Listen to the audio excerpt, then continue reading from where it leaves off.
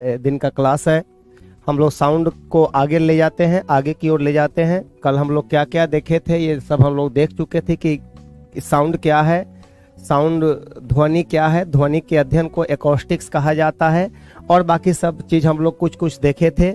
और हम लोग यहाँ पर ये देखे थे कि किसी गैस में ध्वनि की चाल जो होती है, किसी भी गैस में ध्वनि की चाल उस गैस के आणविक सूत्र द्रव्यमान के वर्गमूल का व्युत्क्रमानुपाती होता है। तो आप लोग ये हम लोग कल देख चुके थे, भी 1/√m देखे थे।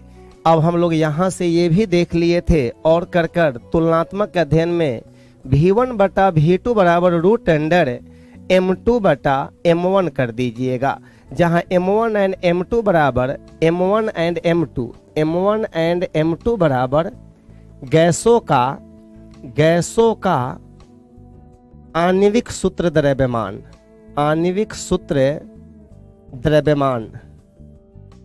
सूत्र द्रव्यमान इंग्लिश में इसी को कहते हैं molecular formula weight of gases. इसी को कह दीजिएगा मॉलिक्यूलर फॉर्मूला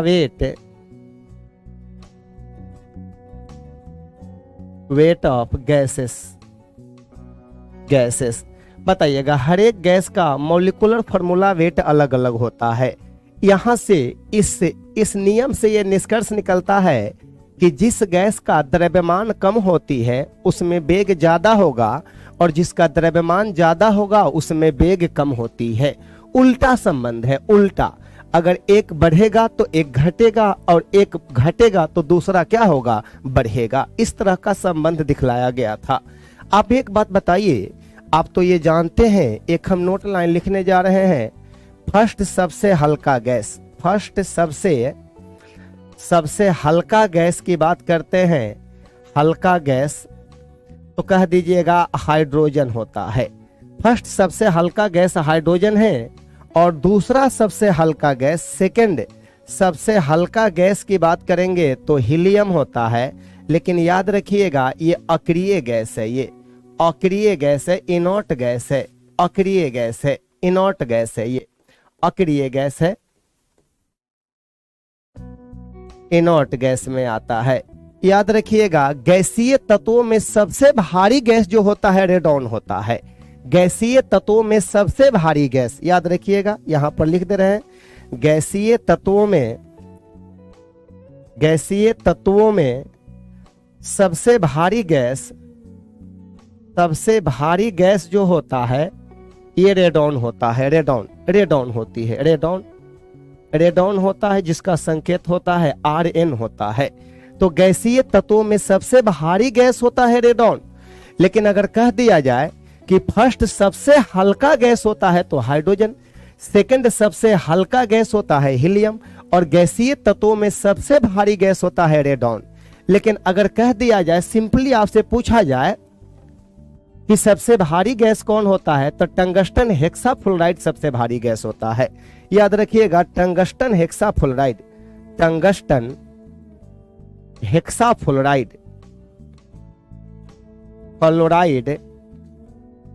जिसका सूत्र होता है WF6। याद रखिएगा, सबसे भारी गैस होती है, सबसे भारी गैस होती है। तो बताइएगा, इस गैस में ध्वनि की चाल सबसे क्या होगा, कम होगा, क्योंकि इसी तरह का संबंध दिखलाया गया है कि गैसों का आणविक सूत्र द्रव्यमान अगर ज्यादा होगा तो उस गैस में ध्वनि की चाल कम होगी। तो यहां से क्वेश्चन आता है, यहां से कल हम क्वेश्चन करवाए भी थे, हम उसी को आगे बढ़ाकर देख रहे हैं। इस तरह से हम लोग कल प्रश्न देखे भी थे और ऐसे भी आप लोगों के लिए प्रश्न कुछ लाया भी गया है जो कल आप लोगों को बताया गया था। चलिए आगे बढ़ जाते हैं हम लोग। अब देखिएगा, हम लोग ध्वनि की बात करते हैं तो ध्वनि का प्रत्येक स्रोत कंपित करती हुई वस्तु है। जब तक किसी वस्तु में कंपन नहीं होगा तब तक वहां से ध्वनि उत्पन्न नहीं होती है। तो याद रखना है कि ध्वनि का प्रत्येक स्रोत क्या है, कंपित करती हुई वस्तु है। जब तक किसी वस्तु में कंपन नहीं होगा, वस्तु का कण में कंपन नहीं होगा, तब तक ध्वनि की उत्पत्ति नहीं होती है। ये बात हम यहां लिख दे रहे हैं, बहुत बढ़िया पॉइंट है कि ध्वनि का प्रत्येक स्रोत ध्वनि का प्रत्येक स्रोत कंपित करती हुई वस्तु है। ध्वनि का प्रत्येक स्रोत सोर्स कंपित करती हुई वाइब्रेटिंग ऑब्जेक्ट जिसको कहा जाता है, कंपित करती हुई वस्तु है। अर्थात कहने का मतलब यह हुआ कि जब तक किसी वस्तु में कंपन नहीं होता है तब तक वहां से ध्वनि की उत्पत्ति भी नहीं होगी, वहां से ध्वनि उत्पन्न भी नहीं होगा। ठीक है, तो इस तरह से हम लोग ध्वनि का प्रत्येक स्रोत कंपित करती हुई वस्तु हम लोग कह रहे हैं कि जब तक किसी वस्तु में कंपन नहीं होगा तब तक वहां से ध्वनि की उत्पत्ति भी नहीं होगी। चलिए आगे बढ़ जाते हैं हम लोग। अब हम यहां पर देने जा रहे हैं तरंग की बात करते हैं। तरंग कहते हैं, तरंग को इंग्लिश में कहते हैं वेव कहा जाता है, वेव। हम लोग अब यहाँ वेव के बारे में देखेंगे कि ये वेव क्या है, तरंग क्या है। तरंग क्या है याद रखिएगा, तरंग जो होता है एक प्रकार का डिस्टरबेंस होता है, एक प्रकार का विक्षोभ होता है। तरंग एक प्रकार का विक्षोभ होता है जिसमें माध्यम का कण जो होता है अपने ही जगह पर ऊपर नीचे या आगे पीछे की दिशा में कंपन करता है। तरंग एक प्रकार का विक्षोभ है, डिस्टरबेंस है, जिसमें माध्यम का कण ऊपर नीचे या आगे पीछे की दिशा में दोलन करता है, कंपन करता है।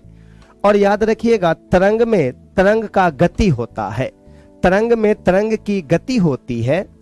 और तरंग गति में देखा गया है तो माध्यम का कण अपने ही जगह पर ऊपर नीचे या आगे पीछे की दिशा में दोलन करता है। माध्यम का कण अपने ही जगह पर ऊपर नीचे या आगे पीछे की दिशा में कंपन करता है, दोलन करता है। इसमें सिर्फ ऊर्जा का स्थानांतरण होता है। लेकिन अगर देखा जाए तो यांत्रिक तरंग में ऊर्जा और संवेग दोनों का स्थानांतरण होता है। ऊर्जा का भी स्थानांतरण होता है और संवेग का भी स्थानांतरण होता है। तो लिखिएगा तरंग क्या है, यह एक विक्षोभ है, यह एक विक्षोभ है। विक्षोभ, विक्षोभ को इंग्लिश में कहिएगा डिस्टरबेंस। यह एक विक्षोभ है जिसमें माध्यम का कण अपने ही जगह पर, यह बहुत बढ़िया पॉइंट है, जिसमें माध्यम का कण अपने ही स्थान पर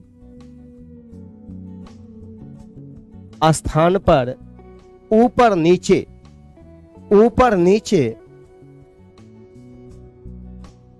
नीचे या आगे पीछे की दिशा में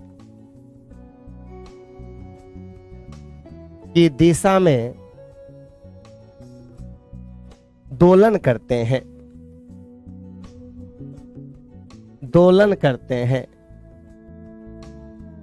यहां देखिए तरंग क्या है, वेव क्या है। यहां से क्वेश्चन आता है कि वेव एक प्रकार का डिस्टरबेंस है। जैसे मानकर चलिए ना, शांत जल है, शांत जल में किसी कंकड़ को आप लोग फेंकिएगा, कंकड़ को, तो जो उसमें हलचल पैदा होता है, देखिए हलचल इस तरह से लहर पैदा होता है, उसी हलचल को हम लोग क्या बोलेंगे, विक्षोभ कहते हैं। और उसी विक्षोभ को हम लोग कहेंगे तरंग कहेंगे। और तरंग में माध्यम का कण जो होता है अपने ही स्थान पर ऊपर नीचे या आगे पीछे की दिशा में दोलन करती है, कंपन करती है। इसमें सिर्फ ऊर्जा का स्थानांतरण होता है, माध्यम के कण का स्थानांतरण नहीं होता है। अब देखिएगा, अब हम यहां लिख रहे हैं कि तरंग गति में माध्यम का कण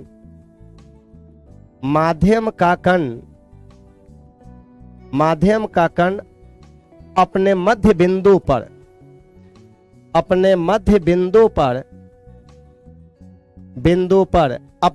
बिंदु पर ऊपर नीचे या आगे पीछे की दिशा में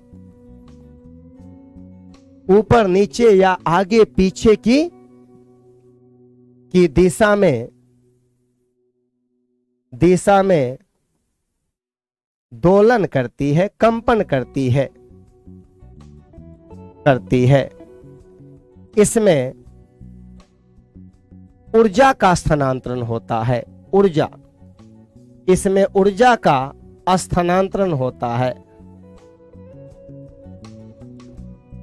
स्थानांतरण होता है। याद रखिएगा, इसमें ऊर्जा स्थानांतरित होती है, लेकिन माध्यम का कण अपने ही जगह पर ऊपर नीचे या आगे पीछे की दिशा में दोलन करती है।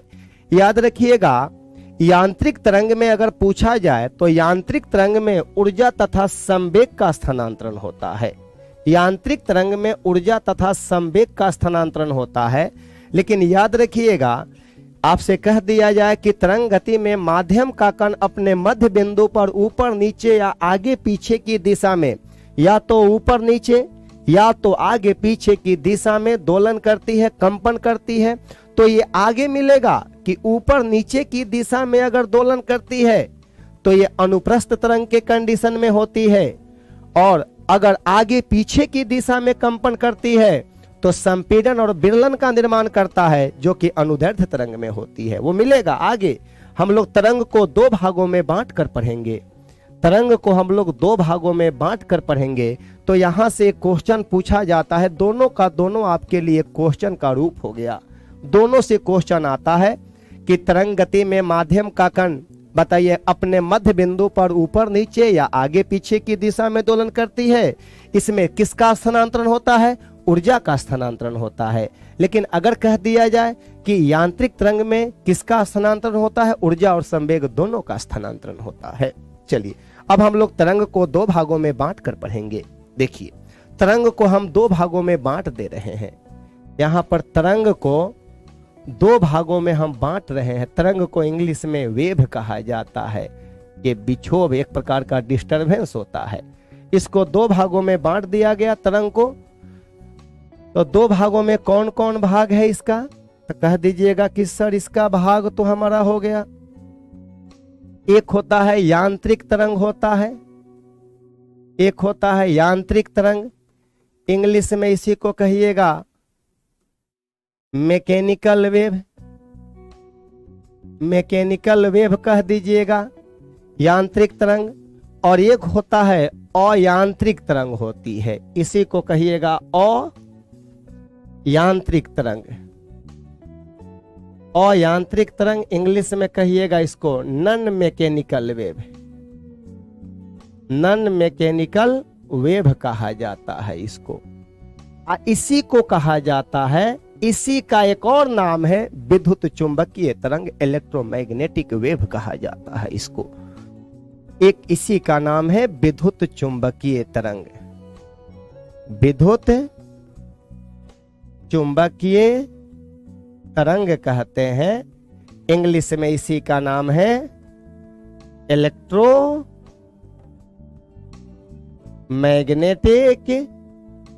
वेव कहा जाता है, इलेक्ट्रोमैग्नेटिक वेव कहते हैं। लेकिन हाँ, यहां पर जो ये आपका यांत्रिक तरंग है, मैकेनिकल वेव है, इसके दो पार्ट होते हैं। यांत्रिक तरंग दो प्रकार का होता है। एक होता है इसमें अनुप्रस्थ तरंग होती है, अनुप्रस्थ तरंग होती है। इंग्लिश में इसी को कहिएगा ट्रांसवर्स वेव कह दीजिएगा। और एक होता है आपका अनुदैर्ध्य तरंग, अनुदैर्ध्य तरंग होता है। इंग्लिश में उसी को कह दीजिएगा लॉन्गिट्यूडनल वेव कह दीजिएगा, लॉन्गिट्यूडनल वेव कहा जाता है। अब यहां देखिए, तरंग को दो भागों में बांट दिया गया। देखिए, तरंग को हमने दो भागों में बांट दिया। एक होता है यांत्रिक तरंग, मैकेनिकल वेव, और एक होता है विद्युत चुंबकीय तरंग, जिसको अयांत्रिक तरंग कहते हैं, नॉन मैकेनिकल वेव कहते हैं। अब सुनिए, यहां पर ये यांत्रिक तरंग ऐसा तरंग है जिसके संचरण के लिए माध्यम की आवश्यकता होती है। इसके संचरण के लिए माध्यम की आवश्यकता होती है। लेकिन ये ऐसा तरंग है इलेक्ट्रोमैग्नेटिक वेव, माध्यम रहेगा भी तो चलेगा और माध्यम नहीं भी रहेगा तो चलेगा।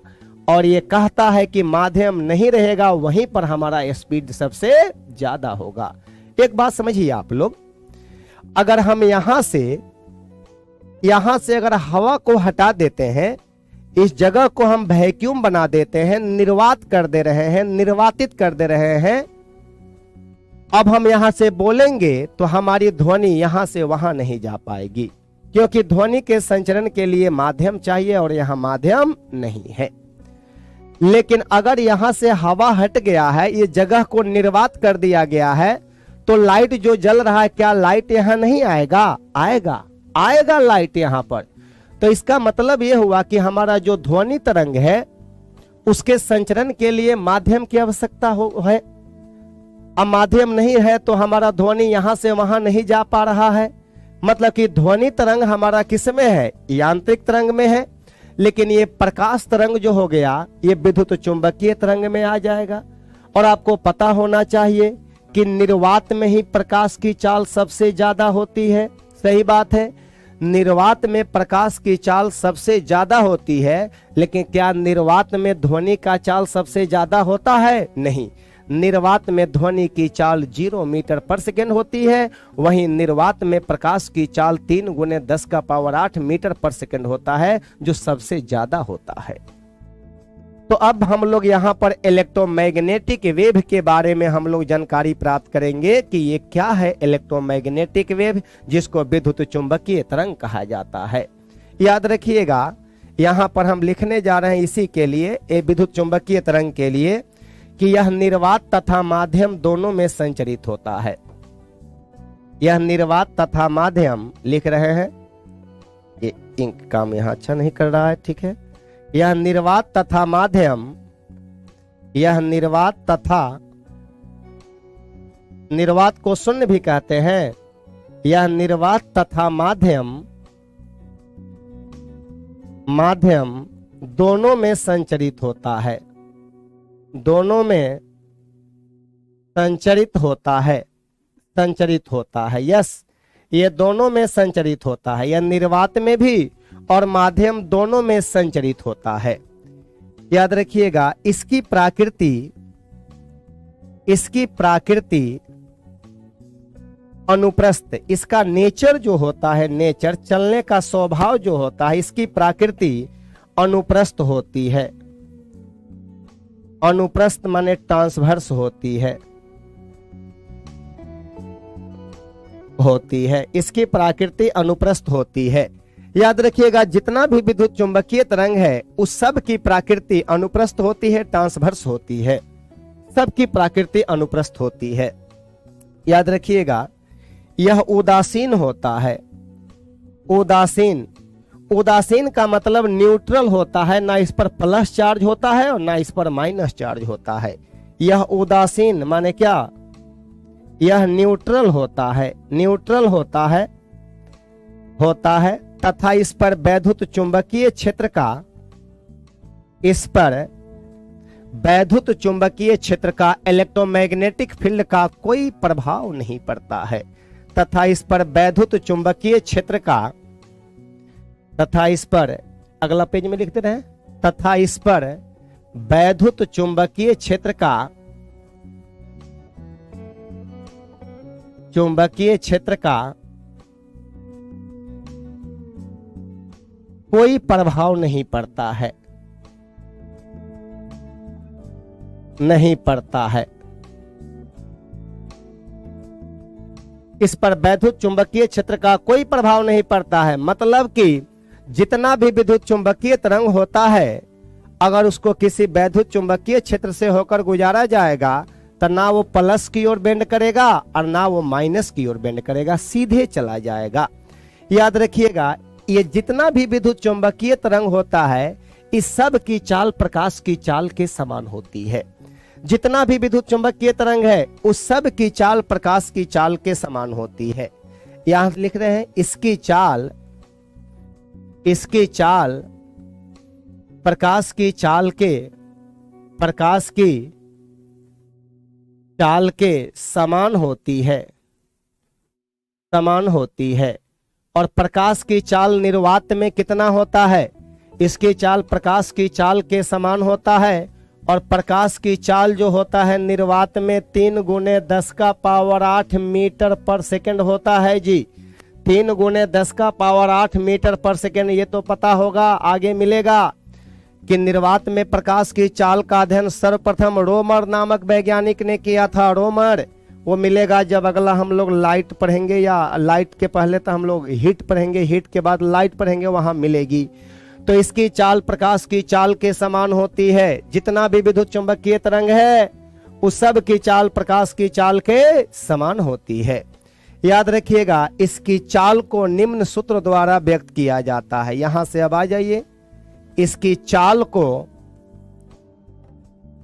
निम्न सूत्र द्वारा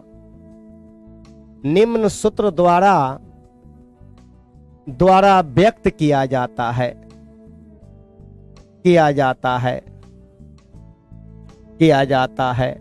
और कौन सा सूत्र है? तो कहिएगा C बराबर न्यू लैम्डा, C बराबर न्यू लैम्डा, यही सूत्र है। और याद रखिएगा, C का मतलब तो जानते हैं, C बराबर 3 × 10⁸ मीटर पर सेकंड। और यहाँ पर न्यू बराबर होता है, न्यू बराबर हो गया आवृत्ति, हो गया न्यू बराबर आवृत्ति। इंग्लिश में फ्रीक्वेंसी कहते हैं इसको। न्यू या n द्वारा भी दिखलाया जाता है, f द्वारा भी दिखला सकते हैं फ्रीक्वेंसी को। और यहाँ लैम्डा माने होता है, लैम्डा बराबर तरंग दैर्ध्य हो गया, लैम्डा बराबर हो गया तरंग दैर्ध्य हो गया, वेवलेंथ जिसको कहा जाता है, वेवलेंथ हो गया, तरंग दैर्ध्य हो गया, वेवलेंथ, वेवलेंथ हो गया ये। अब यहां पर समझिए कि जितना भी विद्युत चुंबकीय तरंग होता है उस सब की चाल प्रकाश की चाल के समान होती है। और बताइएगा, विद्युत चुंबकीय तरंग की चाल को इसी सूत्र द्वारा व्यक्त किया जाता है, C बराबर न्यू लैम्डा। मतलब कि C का मान हो गया 3 × 10⁸, जो बराबर होता है आवृत्ति और तरंग दैर्ध्य के गुणनफल के। तो यहां से अगर न्यू निकाला जाए तो न्यू बराबर C बटा क्या बोलिएगा, लैम्डा, C बटा लैम्डा हो गया। और अब बताइएगा, यहां पर तो C कांस्टेंट हो गया, यहां पर तो C कांस्टेंट हो गया। यहां से क्वेश्चन पूछा जाता है, यहां C हो गया कांस्टेंट, तो बताइएगा न्यू किस पर निर्भर करेगा? लैम्डा पर निर्भर करेगा। न्यू निर्भर करेगा लैम्डा पर, तो बताइएगा न्यू जो होता है वो निर्भर किया है लैम्डा पर, निर्भर किया है। यहां पर देखिए एक रिलेशन आ गया कि अगर लैम्डा ज्यादा तो न्यू कम होगा, अगर लैम्डा कम तो न्यू ज्यादा होगा। तो यहां लिख रहे हैं, यदि लैम्डा कम तो न्यू अधिक,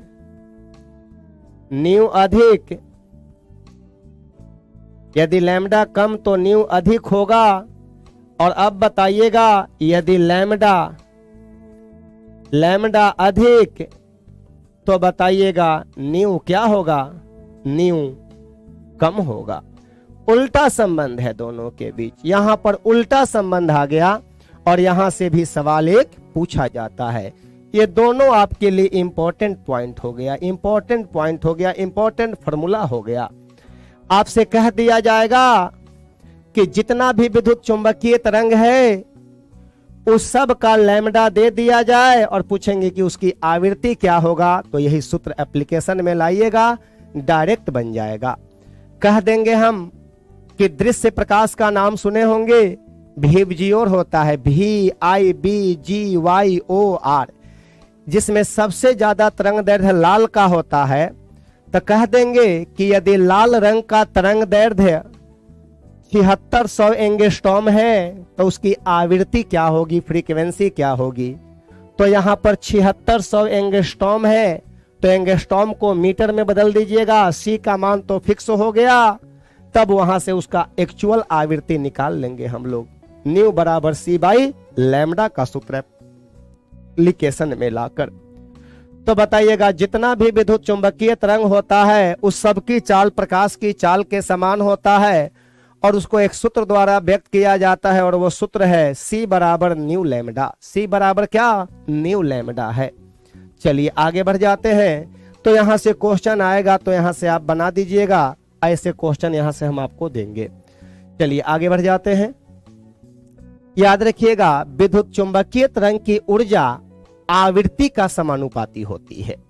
यहां पर एक बात और लिख रहे हैं कि विद्युत चुंबकीय तरंग की ऊर्जा, विद्युत चुंबकीय तरंग की ऊर्जा,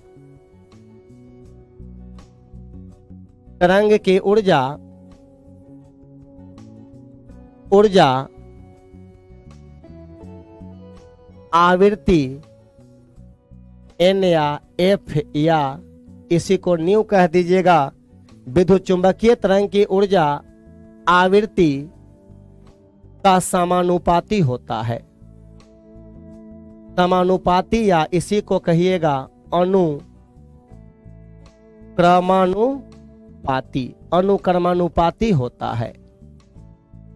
यहां देखिए जितना भी विद्युत चुंबकीय तरंग है, जितना भी इलेक्ट्रोमैग्नेटिक वेव है, इस सब का ऊर्जा को हम लोग ई कर दे रहे हैं। ये सब का ऊर्जा आवृत्ति N भी लिख सकते हैं, F भी लिख सकते हैं, न्यू भी लिख सकते हैं, का समानुपाती होता है, आवृत्ति का समानुपाती होता है। तो हम यहां से इस चीज को इस तरह से लिख सकते हैं, E डायरेक्टली प्रोपोर्शनल न्यू लिख सकते हैं। E डायरेक्टली प्रोपोर्शनल न्यू लिख दीजिएगा। और इस प्रोपोर्शनल के बदले में एक कांस्टेंट आता है जिसको H कहते हैं, प्लैंक्स कांस्टेंट कहा जाता है इसको। तो अब यहां पर हम इसी को लिख रहे हैं E बराबर H न्यू, ये भी कह सकते हैं।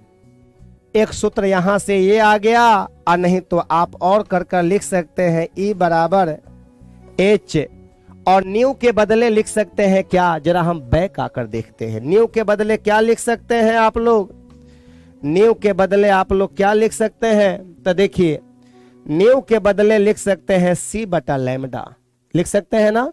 न्यू के बदले C बटा लैम्डा लिख सकते हैं। यस, न्यू के बदले C बटा लैम्डा लिख सकते हैं। तो बताइएगा न्यू के बदले में C बटा क्या, लैम्डा लिख दीजिएगा। तो यहां से ये सूत्र आ गया एगो, ये समीकरण 2 कर दे रहे हैं। और H बराबर लिख दे रहे हैं, यहां पर कांस्टेंट जो आया है H बराबर हो गया, ये प्लैंक्स कांस्टेंट हो गया, ये प्लैंक्स कांस्टेंट हो गया। अब मेरी बात समझेंगे, कभी कभी आपसे प्लैंक्स कांस्टेंट का मान पूछा जाएगा, तो प्लैंक्स कांस्टेंट का मान आपको याद रखना पड़ेगा। ये मान आप लोग जानते हैं, मान इसका होता है 6.625, अने तो 6.6 ही लिख सकते हैं, अने तो 6.3 भी लिख सकते हैं। आप 6.625 या 6.6 भी लिख सकते हैं, अने तो 6.3 भी लिख सकते हैं। अगुने 10 का पावर माइनस 34, ये जरूर याद रखना है, 10 का पावर माइनस 34। कभी कभी मात्रक पूछता है तो जूल गुने क्या, सेकंड होता है, जूल गुने सेकंड। तो क्वेश्चन आएगा कि प्लैंक्स कांस्टेंट का मात्रक क्या होता है, जूल बटा सेकंड कि जूल गुने सेकंड? तो कहिएगा कि जूल गुने सेकंड होता है सर, जूल गुने सेकंड। तो बताइए ऊपर वाला समीकरण 2 में आ जाइए। ऊपर वाला दोनों बेचारा कांस्टेंट हो गया, ऊपर वाला दोनों बेचारा कांस्टेंट हो गया, ये कांस्टेंट हो गया दोनों, ये दोनों हो गया कांस्टेंट, ये दोनों कांस्टेंट हो गया। तो अब बता दीजिए आप ही लोग हमें कि अब ये E किस पर निर्भर करेगा? तो E और लैम्डा में उल्टा संबंध हो गया, E और लैम्डा में उल्टा संबंध हो गया यहां पर। तो देखिए कैसे आ गया उल्टा संबंध।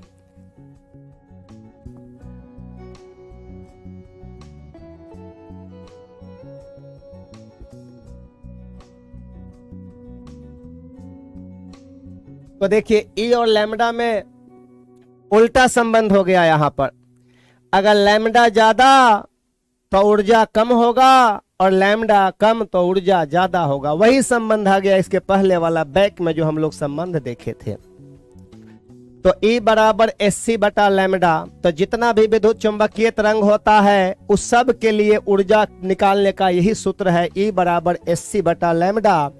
और C तो जानते होंगे आप लोग, C बराबर 3 गुने 10 का पावर 8 मीटर पर सेकंड होती है। ये सब के लिए फिक्स हो गया, जितना भी विद्युत चुंबकीय तरंग है उस सब का ऊर्जा निकालने का ये सूत्र हो गया, E बराबर SC बटा लैम्डा। तो कैसा सूत्र हो गया यहां पर देखिए आप लोग। अब हम लोग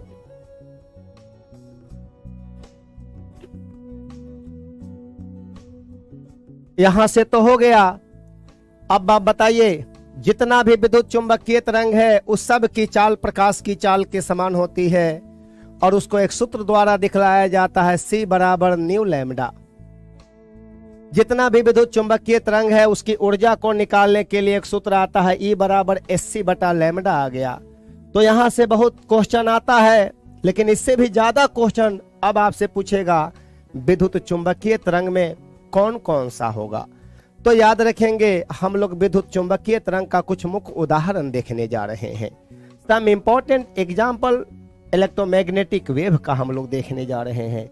तो जरा देखा जाए उसको, विद्युत चुंबकीय तरंग का कुछ मुख्य उदाहरण यहां हम लिखने जा रहे हैं। विद्युत चुंबकीय तरंग का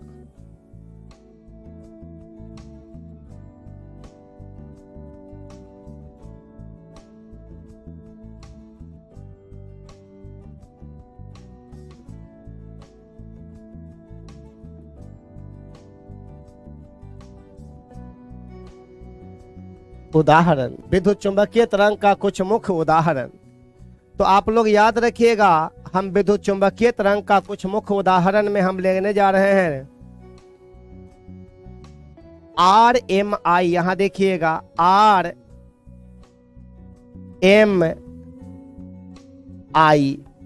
रमई, RMI रमई राम, भाग RMI VUX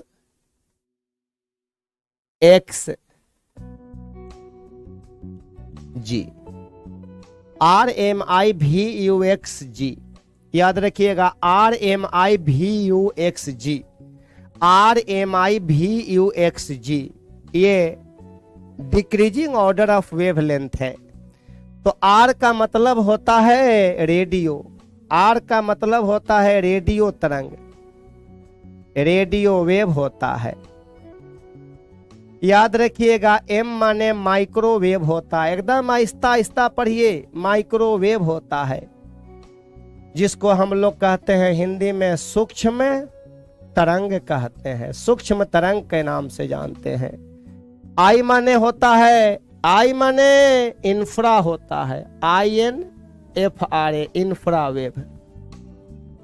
इंग्लिश में इसी हिंदी में कहिएगा औरक्त तरंग या औरक्त विकिरण, इससे निकलेगा। भी माने क्या, विजिबल होता है, हिंदी में इसको कहिएगा दृश्य प्रकाश। विजिबल माने दृश्य प्रकाश, यू माने अल्ट्रा वायलेट, हिंदी में कहिएगा पारा बैगनी कह दीजिएगा, पारा बैगनी कह दीजिएगा। ये दृश्य हो गया, यहां एक्सरे हो गया, एक्सरे हो गया, और ये बेचारा गामा रे हो गया,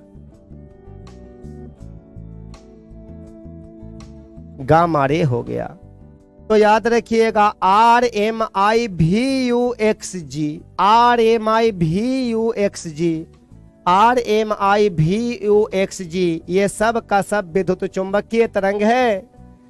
इस सब की चाल प्रकाश की चाल के समान होगा, सब की चाल, इस सब की चाल प्रकाश की चाल के क्या होगा, समान होगा। याद रखिएगा नीचे में इसका खोज करता हम देखने जा रहे हैं, इसका खोज करता है मार्कोनी। इसका खोज करता कौन है, मार्कोनी साहब है। रेडियो वेव का खोजकर्ता कौन है? मार्कोनी साहब है। मार्कोनी साहब है रेडियो वेव का खोजकर्ता। आपका सूक्ष्म तरंग की बात करते हैं तो सूक्ष्म तरंग का खोज करता है विलियम हर्ट्ज।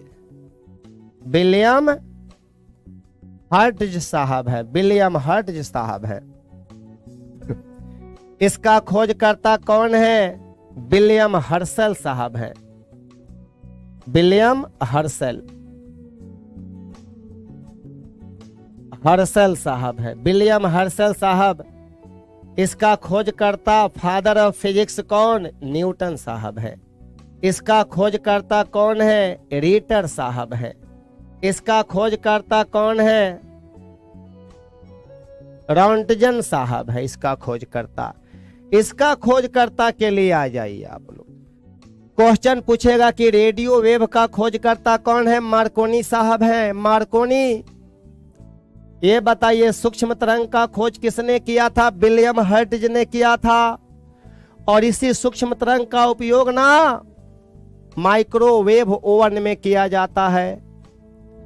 यहां औरक्त तरंग का उपयोग जो होता है, औरक्त तरंग का उपयोग कुहासों में, धुंध में फोटोग्राफी लेने के लिए किया जाता है।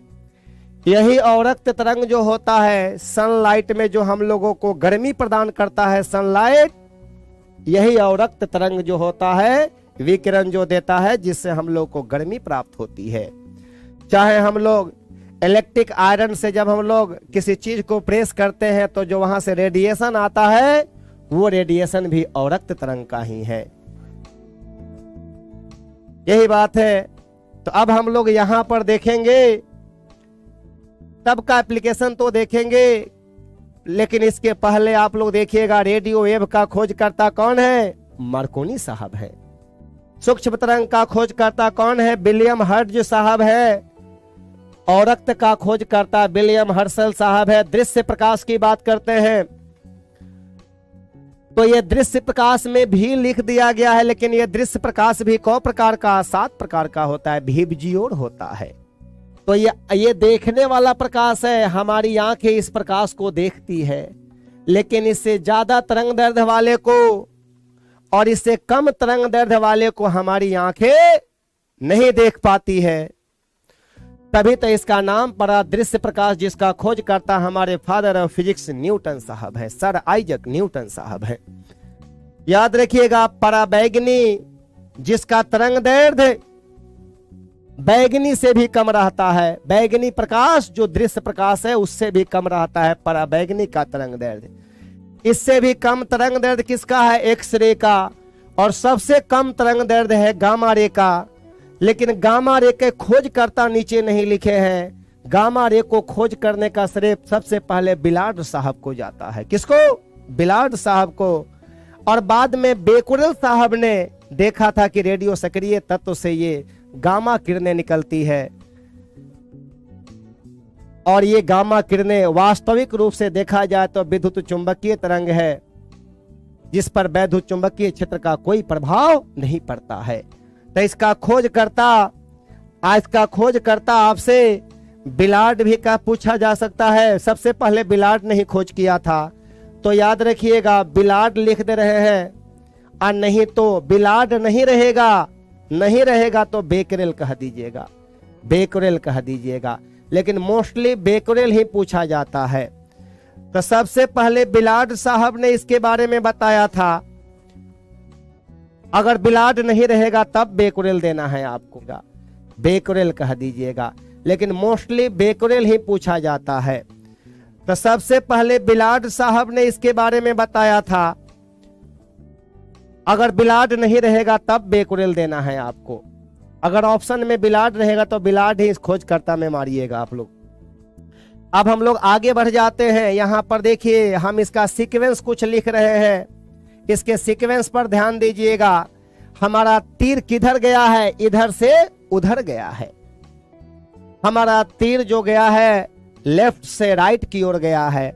तो अब हम लोग देखेंगे इसी में, तो कहिएगा कि ये तरंग दैर्ध्य का, तरंग दैर्ध्य माने वेव लेंथ माने लैम्डा का घटते क्रम, घटते क्रम है ये, याद रखिएगा। तरंग दैर्ध्य का ये घटते क्रम है। तो सबसे ज्यादा तरंग दैर्ध्य किसका होता है? तो कहिएगा रेडियो वेव का। और इसमें सबसे कम तरंग दैर्ध्य किसका है? गामा रे का है। कभी कभी पूछेगा आपसे कि दृश्य प्रकाश किन दो तरंगों के बीच में है? दृश्य प्रकाश किन दो तरंगों के बीच में है? तो आप एकदम स्पष्ट रूप से आंसर कहिएगा, औरक्त और पराबैंगनी के बीच में है। अगर आपसे कह दिया जाएगा, कभी कभी सीक्वेंस दे देता है सजाने के लिए कि नीचे दिए गए विद्युत चुंबकीय तरंग पर विचार करें और इसके घटते हुए वेवलेंथ के आधार पर सजाइए, इसके इंक्रीजिंग ऑर्डर वेवलेंथ के आधार पर सजाइए, तो आप सजा सकते हैं। यहां से याद रखना है RMIVUXG, RMIVUXG, RMIVUXG, RMIVUXG। तो तरंग दैर्ध्य का घटते क्रम है। और अब बताइएगा, जब तरंग दैर्ध्य घटेगा तो इसके पहले आप लोगों को ये बताए थे हम, इसके पहले आप लोगों को हम ये बताए थे कि अगर तरंग दैर्ध्य घट रहा है तो बताइएगा ये घटेगा तो ऊर्जा क्या होगा? बढ़ेगा। ये भी बताए थे अगर तरंग दैर्ध्य घटेगा तो आवृत्ति क्या होगा? बढ़ेगा। ये सारा हम लोग यहां देख चुके थे। तो बताइए अब यहां पर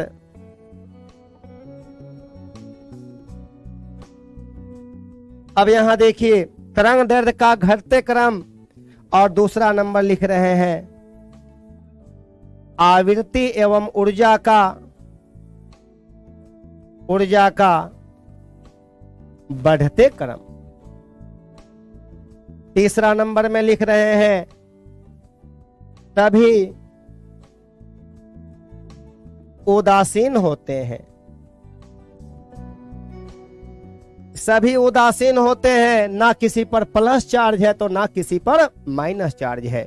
तो ये बताइएगा ये विद्युत चुंबकीय क्षेत्र में सीधे चला जाएगा कि प्लस माइनस की ओर बेंड करेगा? नो डेविएशन, नो बेंडिंग, किसी तरह का कोई डेविएशन नहीं।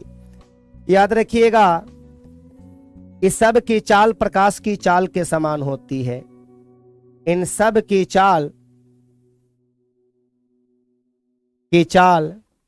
प्रकाश की चाल के समान होती है। इस सब की चाल प्रकाश की चाल के समान होती है और कितना के बराबर? तो कहिएगा 3 × 10⁸ मीटर पर सेकंड के बराबर। अब यहां देखिए, अब यहां पर ये जो दृश्य प्रकाश है, दृश्य प्रकाश जो विजिबल लाइट है, इसका जो होता है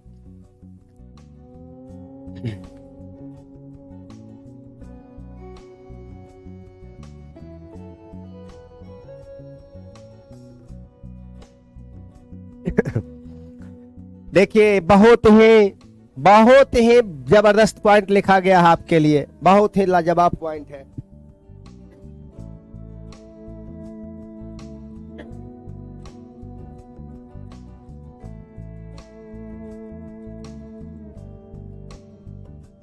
अब देखिए यहां पर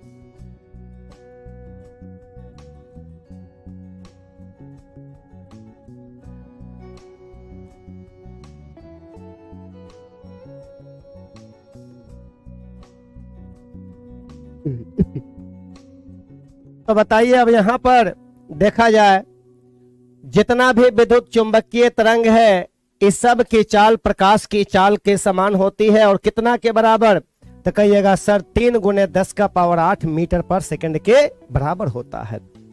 अब देखिए यहां पर, अब यहां पर हम दृश्य प्रकाश की बात करते हैं, इधर में आते हैं, जरा हम आगे आ जाते हैं।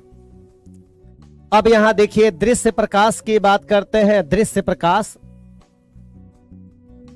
प्रकाश की बात करते हैं, इंग्लिश में कहते हैं विजिबल लाइट।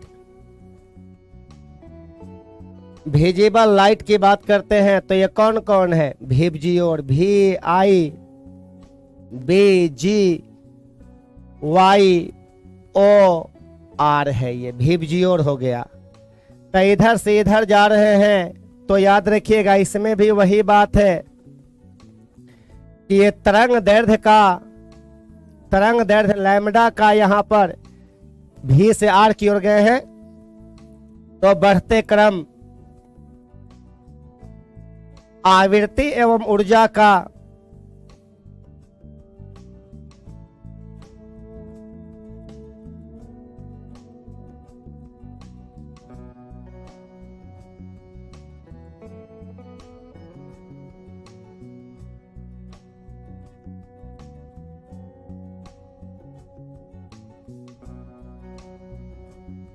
आवृत्ति एवं ऊर्जा का घटते क्रम हो गया, ये घटते क्रम हो गया।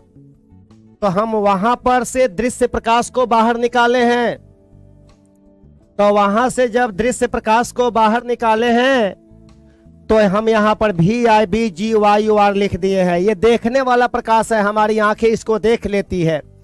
तो इसमें सबसे कम तरंग दैर्घ्य किसका है, बैगनी का है। लेकिन बैगनी से भी कम तरंग दैर्घ्य किसका है, तो देखिए यहां पर बैगनी से भी कम तरंग दैर्घ्य है पाराबैंगनी का। पाराबैंगनी से भी कम तरंग दैर्घ्य है एक्सरे का, जिसका खोजकर्ता रोंटगन साहब है। और एक्सरे का तो उपयोग जानते हैं कि हमारे हड्डियों का चित्रण प्राप्त करने के लिए एक्सरे का प्रयोग किया जाता है। कुहासों में फोटोग्राफी लेने के लिए हम लोग औरक्त तरंग का प्रयोग करते हैं। माइक्रोवेव ओवन में हम लोग सूक्ष्म तरंग का प्रयोग करते हैं। माइक्रोवेव ओवन में सूक्ष्म तरंग का प्रयोग करते हैं। रेडियो तरंग का उपयोग रडार सब में किया जाता है, या रडार में विद्युत चुंबकीय हम का सूक्ष्म तरंग का भी प्रयोग करते हैं। सिंपली हम लोग रडार को हम लोग कहते हैं रेडियो डिटेक्शन एंड रेंजिंग कहते हैं, जिसमें विद्युत चुंबकीय तरंग उपयोग में लाया जाता है। और ये तो पराबैंगनी विकिरण का तो नाम सुने होंगे, अदृश्य लिखाई को पढ़ने के लिए आपका जितना भी फिंगरप्रिंट होता है उस सब के लिए हम लोग पराबैंगनी विकिरण का प्रयोग करते हैं। अब देखिए यहां पर हम लोग आ जाते हैं आगे की ओर। आगे की ओर आ जाते हैं हम लोग। हम एक क्वेश्चन दे रहे हैं, जरा ध्यान दीजिएगा।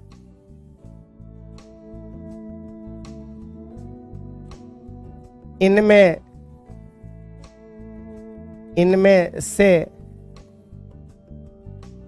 से किसकी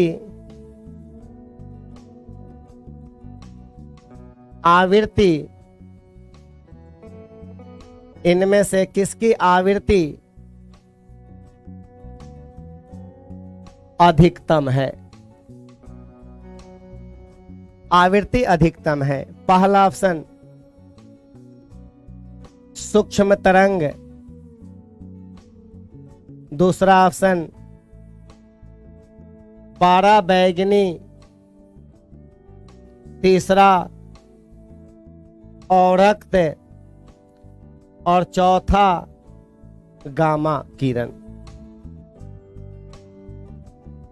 तो बताइएगा इनमें से किसकी आवृत्ति अधिकतम है? आवृत्ति अधिकतम पूछा जा रहा है, तो आपको बताया गया है। यहां पर आ जाइए आप लोग, आवृत्ति अधिकतम।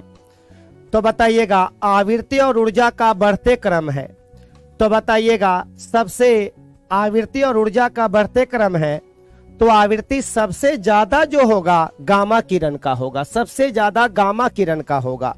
तो अब हम यहां पर आ जाते हैं क्वेश्चन कहा जा रहा है इनमें से किसकी आवृत्ति अधिकतम है, तो राइट ऑप्शन इज गामा किरण। अगला सवाल है क्वेश्चन नंबर 2, रेडियो तरंग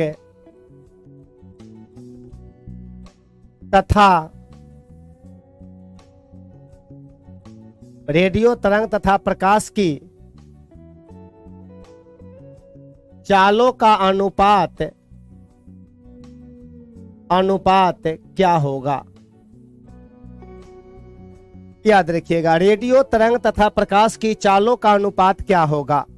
तो कहिएगा ये विद्युत चुंबकीय तरंग है, ये विद्युत चुंबकीय तरंग है, और जितना भी विद्युत चुंबकीय तरंग होता है सबकी चाल प्रकाश की चाल के समान होती है। तो बताइएगा इसके चालों का अनुपात जो होगा, आंसर डायरेक्ट बता दीजिए आप लोग, 1:2 क्या 1 ही होगा, 1:1 ही होगा।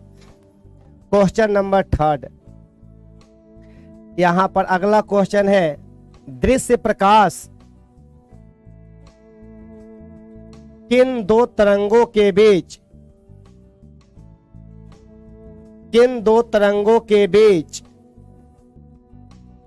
स्थित है।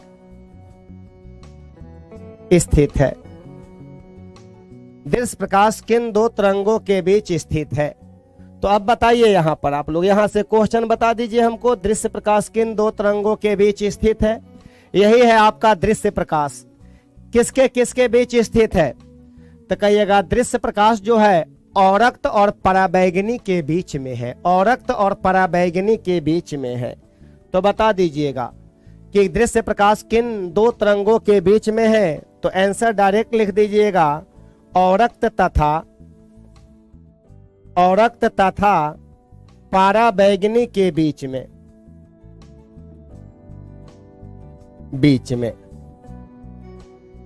औरक्त तथा पराबैंगनी के बीच में है। दृश्य प्रकाश किन दो तरंगों के बीच में है। तो कहिएगा औरक्त तथा पराबैंगनी के बीच में है। यस, औरक्त तथा पराबैंगनी के बीच में है।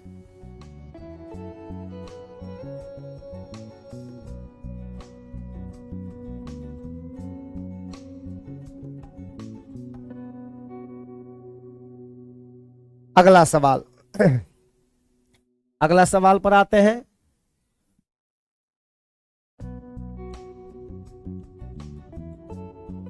कुहासों में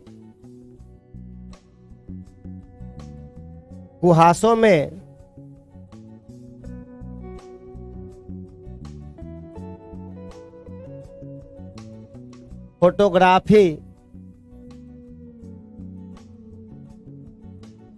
लेने के लिए किन तरंगों का उपयोग किया जाता है।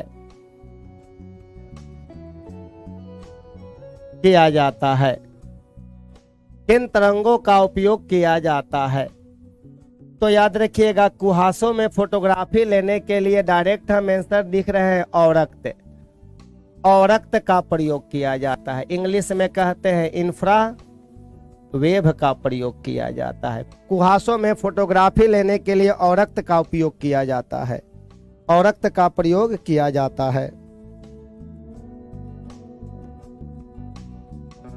अगला माइक्रोवेव ओवन में सूक्ष्म तरंग का प्रयोग किया जाता है। सूक्ष्म तरंग, माइक्रोवेव ओवन में सूक्ष्म तरंग का उपयोग किया जाता है। नकली दस्तावेजों को देखने के लिए हम लोग पराबैंगनी तरंग का प्रयोग करते हैं, पराबैंगनी किरण का प्रयोग करते हैं। अब हम लोग कुछ क्वेश्चन की ओर आ जाते हैं।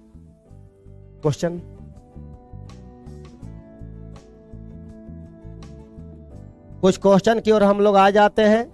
हमारे टेक्निकल टीम क्वेश्चन निकाल रहे हैं। कल जो हम लोग क्वेश्चन देखे थे उस क्वेश्चन को हम लोग थोड़ा देख ले रहे हैं।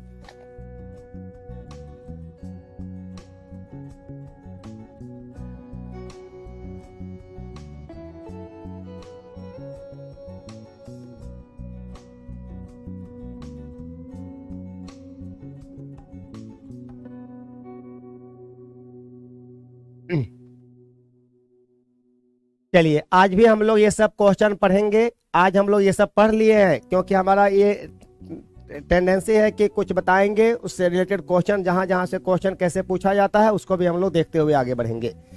देखिए, एक रेडियो केंद्र से प्रसारित तरंगों का तरंग दैर्ध्य, रेडियो केंद्र से प्रसारित तरंगों का तरंग दैर्ध्य दिया हुआ है कि वेव लेंथ दिया हुआ है कि 300 मीटर है। वेव लेंथ कितना मीटर है? 300 मीटर है। वेव लेंथ जो है 300 मीटर है। लैम्डा बराबर दे दिया गया है 300 मीटर दिया हुआ है। तो आवृत्ति ज्ञात कीजिए। तो याद रखिएगा ये विद्युत चुंबकीय तरंग के लिए दिया हुआ है। तो आवृत्ति आप लोग बताइएगा। आवृत्ति न्यू बराबर होता है सी बटा लैम्डा, पढ़े हैं ना ये? तो सी का मान तो फिक्स हो गया 3 × 10⁸ और बटा लैम्डा का मान हो गया 300। तो 300 कर देंगे तो यहाँ पर आप लोग इसको इस तरह से लिखिएगा 3 × 10⁸ और बटा 3 × 10⁻²। ये ऊपर जाएगा, ये तो कट गया यहाँ पर 1 × 10⁻6। तो इसी को लिख लीजिएगा 1 मेगा हर्ट्ज कर दीजिएगा, 1 मेगा हर्ट्ज कर दीजिएगा। 1 mHz कर सकते हैं आप। ऐसा कोई ऑप्शन है? यस, ऑप्शन नंबर हमारा पहला है। तो यहाँ से बताया गया था कि जितना भी विद्युत चुंबकीय तरंग है उसकी आवृत्ति निकालने के लिए यही सूत्र निकालना है, न्यू बराबर सी बाई लैम्डा। चलिए अगला क्वेश्चन की ओर आ जाते हैं हम लोग। दूसरा क्वेश्चन, किसी गैस में ध्वनि की चाल भी तथा गैस के परम ताप T में संबंध क्या है?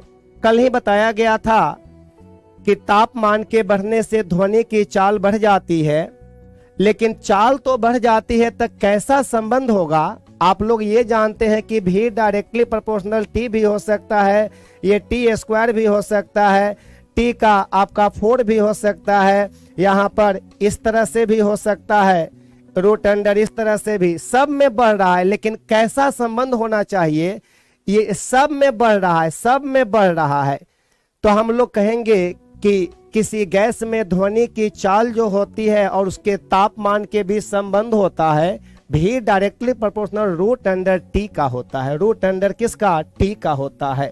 मतलब ये हुआ कि ध्वनि की चाल जो होता है आपका परम ताप के वर्गमूल का समानुपाती होता है। कल ये बताया गया था आप लोगों को, आप लोग थ्योरी आप लोग देख रहे होंगे, वहां पर मिल जाएगा भी directly proportional root under T, या आप ये भी कह सकते हैं भी डायरेक्टली प्रोपोर्शनल T का पावर हाफ। अगर तुलनात्मक अध्ययन देखिएगा तो V1 बटा V2 बराबर रूट अंडर यहाँ पर T1 बटा T2 कर दीजिएगा, जहां T बराबर परम ताप होता है, एब्सोल्यूट टेम्परेचर होती है। देखिए बाबू, अभी सब लोग ध्यान से समझिए। हम लोग ना 3 टीचर पॉलिसी के हिसाब से पढ़ाएंगे लोग। कैसे? देखिए, अभी सर साउंड पढ़ाएं और हम पढ़ाएं आपको इलेक्ट्रोमैग्नेटिक वेव। अभी क्या है कि सर साउंड पढ़ा के न्यूमेरिकल सारा सॉल्व करा के साउंड के चैप्टर खत्म करेंगे। उसके बाद हम फिर आएंगे साउंड पढ़ाने, क्योंकि सर साउंड पढ़ा दिया। और अभी हम कौन सा चैप्टर खत्म किए हैं? Electromagnetic wave. अब सर फिर इलेक्ट्रोमैग्नेटिक वेव पढ़ाएंगे। आप एक ही टॉपिक को 2 बार पढ़ेंगे न्यूमेरिकल के हिसाब से। चाइना ने इसी पॉलिसी को करके एशिया का मरीज कहा जाता था, उसने एशिया का डॉक्टर बन गया। वहां 2 टीचर पॉलिसी। हम लोग उससे भी आगे जाएंगे 3 टीचर में। अभी क्या है कि एक क्यूज के लिए आपके पास रखा जाएगा। वो सर आपको कुछ भी नहीं बताएंगे, बल्कि जितना आप पढ़ लिए हैं आपसे सवाल पूछे जाएंगे। ठीक है? तो अभी आप साउंड चैप्टर अच्छा से पढ़िए। अब सर साउंड चैप्टर खत्म करेंगे। हम क्या चैप्टर खत्म कर रहे हैं? Electromagnetic wave. Sir sound wave पढ़ा रहे हैं, हम विद्युत चुंबकीय तरंग पढ़ा रहे हैं। अभी क्या होगा, हम फिर दोनों एक्सचेंज हो जाएंगे लोग। सर चले जाएंगे विद्युत चुंबकीय तरंग में, फिर चलेंगे साउंड में। उसी तरह सर भी परावर्तन पढ़ाएंगे, हम भी परावर्तन पढ़ाएंगे। अब सर भी अपवर्तन, हम भी अपवर्तन। इस टाइप से आपको एकदम हम लोग इंडिया में एकदम नया कुछ करने जा रहे हैं। ठीक है सर?